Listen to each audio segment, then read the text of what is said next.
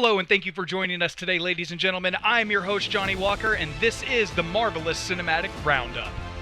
And it is here, Marvel What If. We have all been waiting for this. We have all been dying to see what they are creating in all of these multiverses. We just had Black Widow come out, which may have had some clues as to a multiverse going on in that movie as well, but that's a whole nother conversation. So right off the bat, we get introduced to a character that we've actually seen in the MCU before, the Watcher, whose voice is played by Jeffrey Wright, who you may have seen in other films like Westworld or maybe Shaft. Basically, the Watcher is giving us a breakdown of what happened in Loki, and if you haven't seen Loki, what are you doing with your life? Go watch Loki. What's cool here is that we get to see the Nexus event that causes this branch reality to happen. Now, this would be the point where the TVA steps in and says, "No, Peggy Carter, you were supposed to be in the booth," and then hit the reset button, or prune, as they like to call it. And here, because Peggy Carter did not go in the booth, we have a different storyline playing out where the bomb goes off, Steve didn't get the super soldier serum, stepped out and got shot, and Peggy Carter is the one that gets into the booth. And of course, being the time that it was, we step over to a scene where Peggy Carter is getting lectured for taking the super soldier serum without permission, and mainly because she is a woman. We also see her blood getting taken for this timeline's future caps that may arise. Here we come to an awesome fight scene that I love, and I actually had some speculations on as well. When Steve Rogers got the super soldier serum, he was a smaller guy, he was weaker, he just had a big heart, so the outside matched the inside.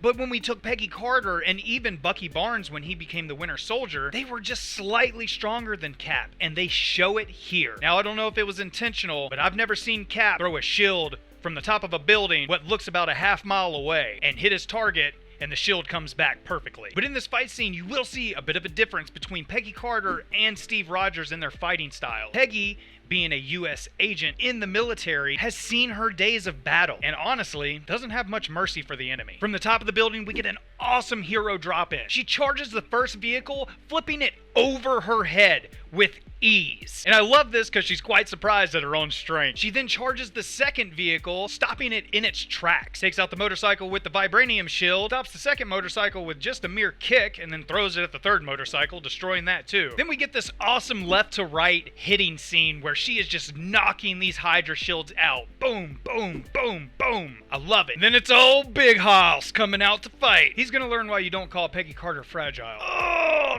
God, that is the worst hit in the whole episode.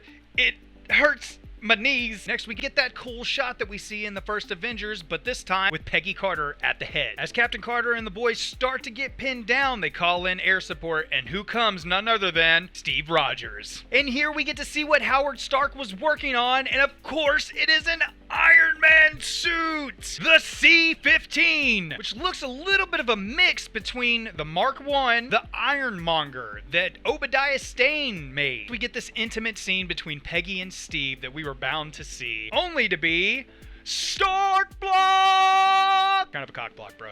Cock block just runs in the blood for the Starks, I guess. We move forward to a train scene. Instead of Bucky Barnes getting captured, we have none other than Steve Rogers this time. Peggy and the troops infiltrate the Hydra castle, and then we get a shot of Red Skull harnessing the power of the Tesseract. He opens some kind of interdimensional portal, sort of like what we see in the Avengers movie when Loki pops through the Tesseract energy. But instead, we get tentacles?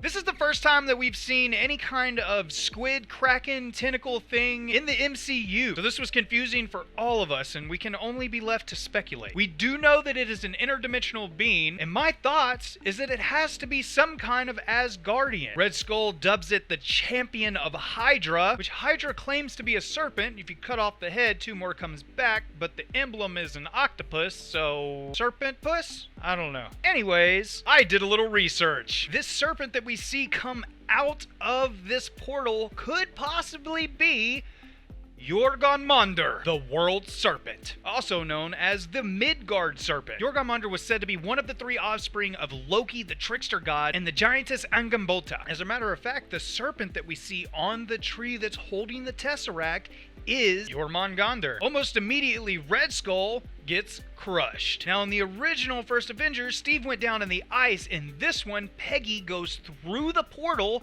to stop the beast and push it back. The next scene we go to is the portal opening and Peggy Carter emerging from it with tentacle legs going everywhere. And standing in front of her is Nick Fury and Clint Barton. And although hearing the news that they won the war, Peggy Carter is still devastated because she missed her dance with Steve. So there you have it, ladies and gentlemen. Marvel What If, the first episode, Captain Carter. We loved it. I hope you loved it and enjoyed it.